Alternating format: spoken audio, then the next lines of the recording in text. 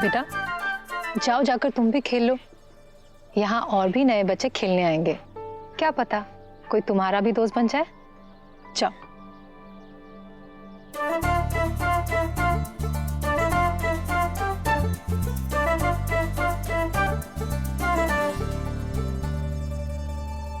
अरे वाह यशु, कल तो तुमने सुबह में बहुत बड़ी गलती की, फिर भी हमारी चाची ने खेलने भेज दिया। अरे मुझे भी तो बताओ, सजा से बचने के लिए क्या चालाकी करते हो तुम? हाँ? कोई भी चालाकी नहीं बड़े भैया, माँ मुझसे बहुत प्यार करती है।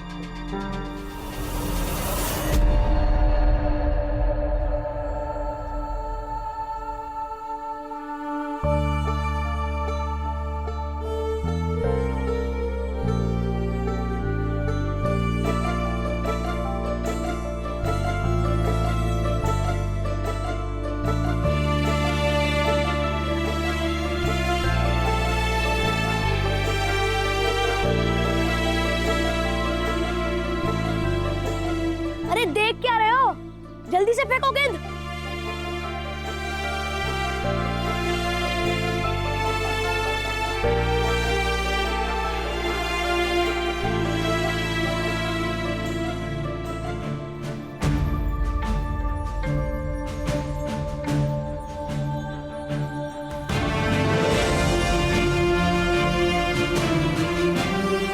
इन हाथों को छूकर ऐसा क्यों लग रहा है जैसे ईश्वर तक मेरी प्रार्थना पहुंच गई, जैसे मेरी सारी परेशानियों का हल निकालने के लिए कोई आने वाला है। मेरा नाम यीशु है। ये मेरा दोस्त याकूब, ये मेरी बहन आशिया, और ये छोटू, और ये मेरे बड़े भैया हैं। तुम्हारा नाम क्या है? मेरा नाम मन्नू है। क्या तुम मुझसे दोस्ती करोगे और हमारे साथ मिलकर खेलोगे मन्नू?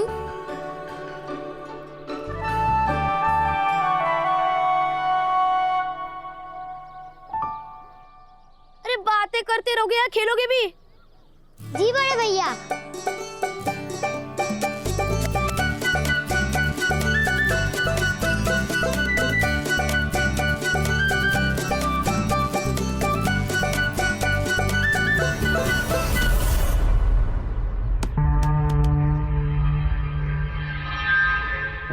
देख क्या रहे हो? खेल के नियम पता है ना? जिसके हाथ से गेंद गिरेगी उसे ही लाना पड़ेगा। जाओ लेकर आओ।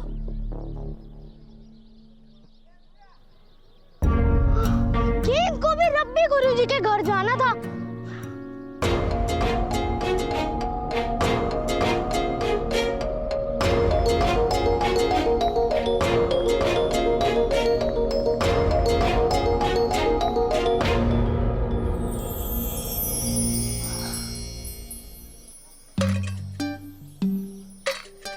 लगता है ये रब्बी गुरुजी की बेटी है।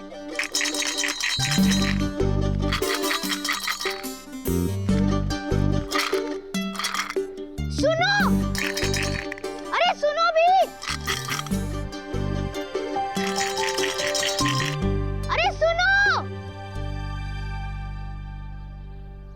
जरा वो गेंद दे दोगी?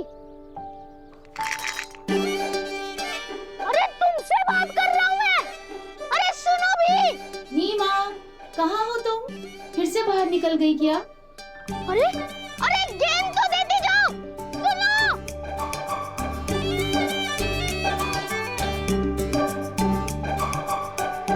जीव नकचड़ी लड़की है और अपने पिता की तरह घमंडी भी।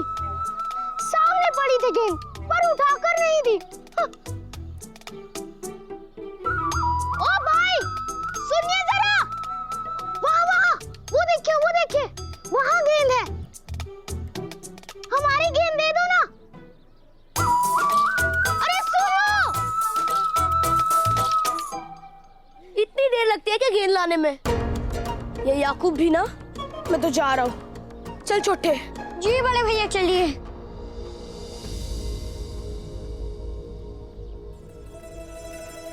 बड़े भैया ऊपर से गुस्सा करते हैं लेकिन दिल के बुरे नहीं है। यीशु भैया को तो किसी में कोई बुराई नहीं दिखती, लेकिन तुम जरा बड़े भैया से बचकर रहना। तुम यहाँ हमारे सबसे पहले दोस्त हो। तुम्हारे बारे में कुछ बताओ ना मन्नू। मेरे पिताजी खिलौने बनाते, मतलब बनाते थे। पूरा गांव उन्हें खिलौने वाले के नाम से ही जानता है। घर में मैं और मेरे पिताजी है, मेरी माँ नहीं है।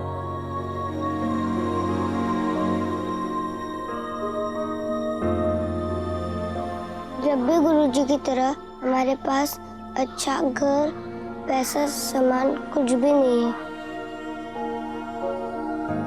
मुझे लगता है ईश्वर सब पे नहीं, बस किसी किसी पे ही कृपा करते हैं। तभी तो उन्होंने रब्बी गुरुजी को इतना कुछ दिया और हमारे पिताजी को कुछ नहीं दिया। ये सच नहीं है मन्नू। परमपिता सबका भला चाहता है। माँ कहती है कि कई बार उनके सिखाने के तरीके अलग होते हैं। मतलब कि जो सही और गलत का अंतर जितनी जल्दी सीख जाए उतना अच्छा है, और जिसको सीखने में देर लगे उसको थोड़ा ज्यादा कष्ट उठाना पड़ता है। मैं भी तुम्हारी इस बात पे विश्वास करना चाहता हूँ कि ईश्वर के लिए हम सब बराबर हैं। तो फिर रब्बी गुरुजी जितनी आसानी से ईश्वर से बात कर पाते, वैसे हम क्यों नहीं कर पाते?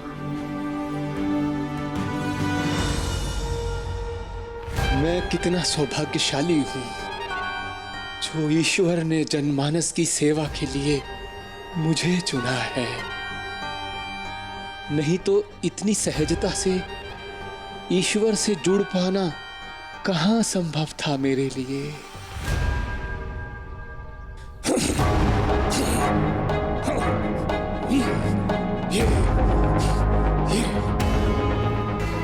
ये कैसा आभास हो रहा है मुझे? रब्बी गुरु ईश्वर से जुड़ रहे हैं।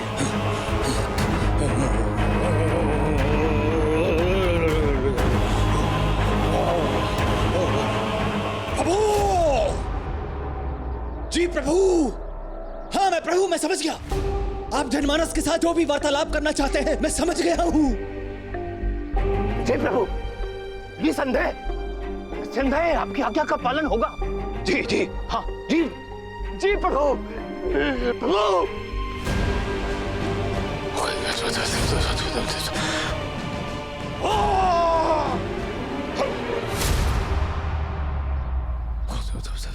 वाह, क्या शानदार प्रदर्शन किया है रब्बी गुरु ने। बहुत कोई जरा सा संदेह भी नहीं कर सकता कि ये ईश्वर से जुड़ने का नाटक कर रहा है। नौटंकी बाज कहीं का। प्रभु, ईश्वर ने हमारे लिए क्या संदेश भेजा है? उन्होंने कहा है कि आज शाम की सभा में मेरे द्वारा आप सब लोगों से वार्तालाप करेंगे। आप लोगों की समस्याओं का, आप लोगों की चिंताओं का निवारण करेंगे। आप सब लोगों के प्रश्नों का उत्तर देंगे। वो बच्चा आज खुद देखेगा। क्या नाम है उसका? गुरुजी यीशु। हाँ, जो भी है, वो खुद अपनी आंखों से देखेगा कि मेरा प्रभु के साथ कितना गहरा संबंध है। आज या तो उसके मन में उपजा सारा संदेह मिट जाएगा और वो भी मेरा भक्त बन जाएगा, या फिर प्रभु निर्णय करेंगे कि उसका क्या करना है। प्रभु, तेरी माया, कहीं धूप कहीं छाया। रब्बी गुरुजी की, रब्बी गुरुजी की, रब्बी गुरुजी की, रब्बी गुरुजी की, रब्बी गुरुजी की। ओहो, कितना शातिर है ये गुरु। अब इस सभा के शुरू होने का और इंतजार नहीं कर सकता मैं।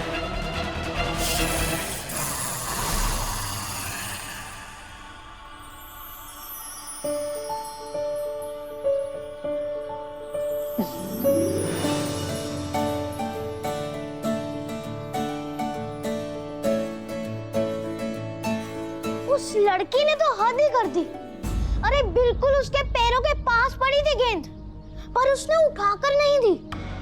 कितनी बार कहा मैंने, पर हो सकता है उस तक तुम्हारी आवाज नहीं पहुंची हो, या फिर कोई और भी तो कारण हो सकता है ना याकूब। इतना बुरा मानने की क्या जरूरत है? अरे नहीं यशु, खूब अच्छे से सुनी थी उसने मेरी आवाज, पर फिर भी अपनी जगह से हिली तक नहीं। अपने पिता रब्बी गुरुजी जैसी है वो।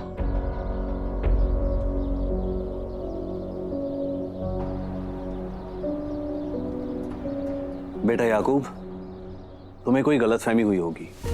किसी एक घटना के आधार पर किसी के लिए गलत राय नहीं बनाते। नहीं चाचा जी, नीमा को लगता है कि उसके पिता यहाँ के राजा हैं। बस खाना खाते समय मन खराब नहीं करते। ईश्वर हमारे साथ है, वो सब कुछ ठीक कर देंगे।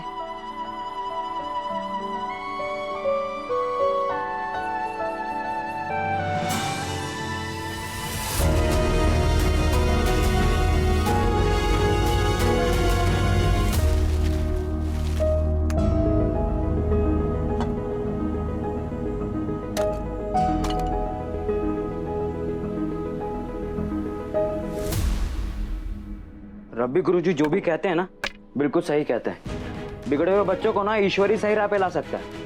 अच्छा मन्नू, ऐसा करो, ये चटाई लो और इधर बिछाओ, कुछ देर आराम करूंगा और फिर बाबा जी का बहुत जरूरी काम करना है। अरे मुंह क्या देख रहा है, इसको चटाई को बिछाना उधर। बाबा, मुझे बहुत भूख लगी है, कल से मैंने कुछ नहीं खाया है। भूख लगी है, भूख लगी है, ये ले।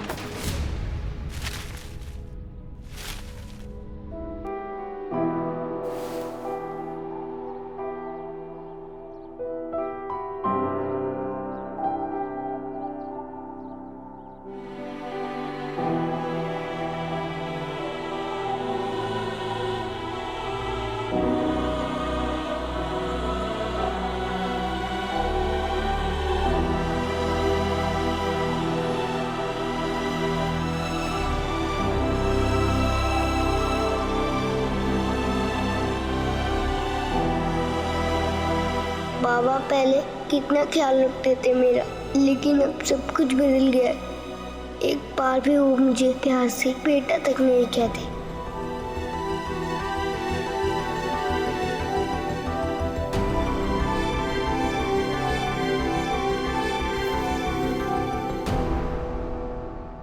नहीं, मुझे और नहीं चाहिए। यीशु को देखो, कुछ खा नहीं रहा है।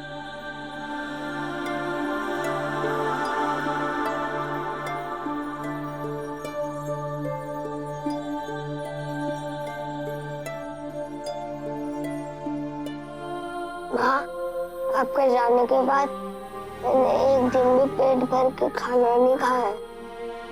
बहुत भूख लगी है।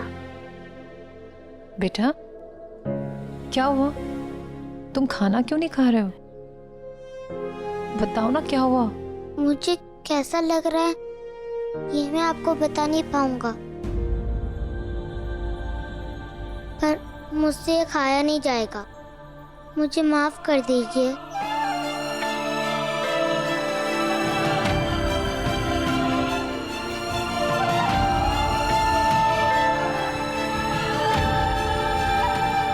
कोई बात नहीं, अगर तुम्हारा मन नहीं है तो मत खाओ,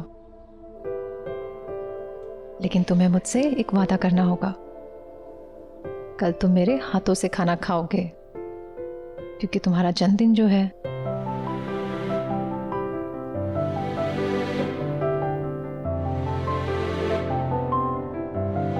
लेकिन बेटा तुमने अभी तक बताया नहीं, तुम्हें तुम्हारे जन्मदिन पर क्या तोहफा चाहिए? नारी चाची, आज तक यीशु भैया ने अपने जन्मदिन पर कुछ मांगा है क्या? पर इस बार मांगेगा। बताओ ना क्या चाहिए।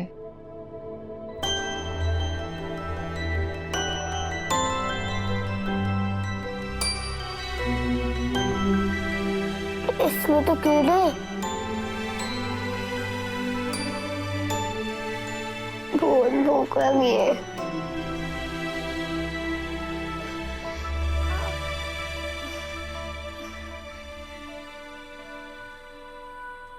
भोज। भोज? क्या आप मेरे जन्मदिन पर भोज का आयोजन कर सकती है?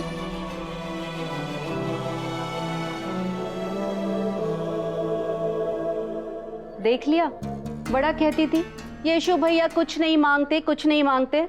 मांग लिया ना अब इकट्ठे।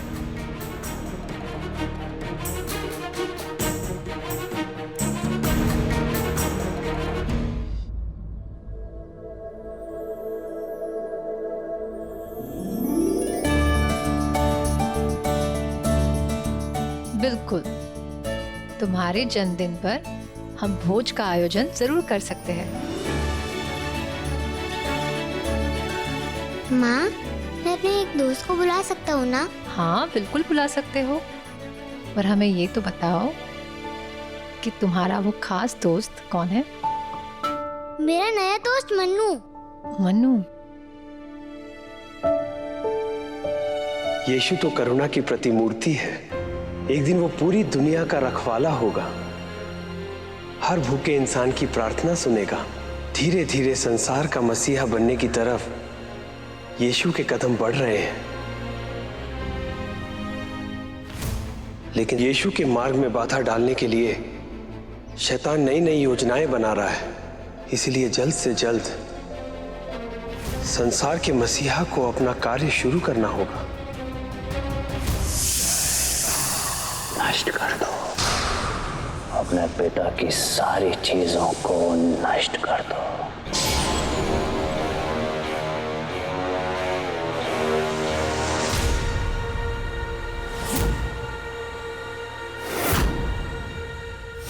इस तलवार को पिघलाकर मेरे लिए नई तलवार बनाई जाए। ये क्या कह रहे हैं आप? ये तलवार आपके पिता के लिए बहुत कीमती थी, वो इसे बहुत पसंद करते थे। क्या तुम्हें इतना भी पता नहीं कि नए के लिए पुराने को रास्ता बनाना पड़ता है?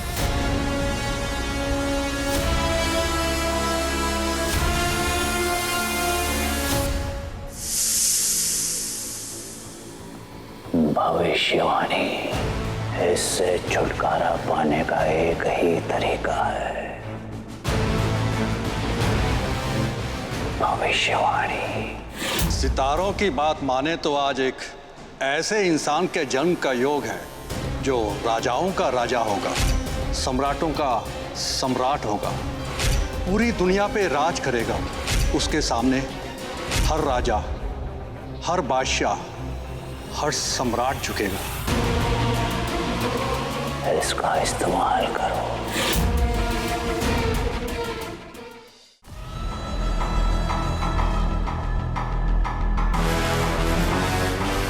मुझे आपकी मदद की जरूरत है। लगभग 8 साल पहले इस दरबार में एक भविष्यवाणी हुई थी कि इस धरती पर एक ऐसे बच्चे ने जन्म लिया है जो राजाओं का राजा होगा, जो दुनिया पर राज करेगा, जिसके सामने सभी राजा अपना सर झुकाएंगे। आपके प्रिय सम्राट जिंदगी भर इसी भविष्यवाणी को लेकर बेचैन थे। दिवंगत सम्राट के प्रति आपकी निष्ठा को देखते हुए मैं उस बच्चे का पता लगाने की जिम्मेदारी आपको सौंपता हूं, क्योंकि सिर्फ आप ही हैं जो इस काम को ईमानदारी से अंजाम दे सकते हैं। मैं समझ सकता हूँ कि आप मुझे अपने रास्ते से हटाना चाहते हैं, क्योंकि मैं वो इकलौता इंसान हूँ जो ये जानता है कि आपने अपने पिता के साथ क्या किया है। क्योंकि मैं आपके गले में अटका वो कांटा हूँ जिसे ना आप निगल सकते हैं ना उगल सकते हैं।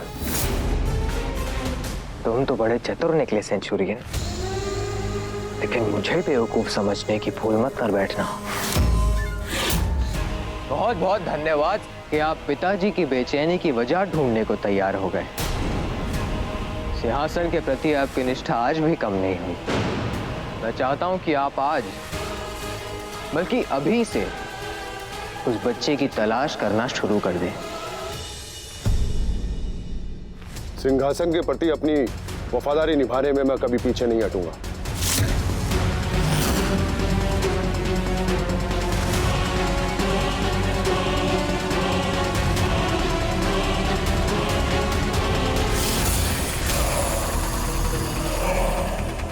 तुम्हारी मुश्किलें बढ़ाने की कतार में एक व्यक्ति और शामिल हो गया, यीशु।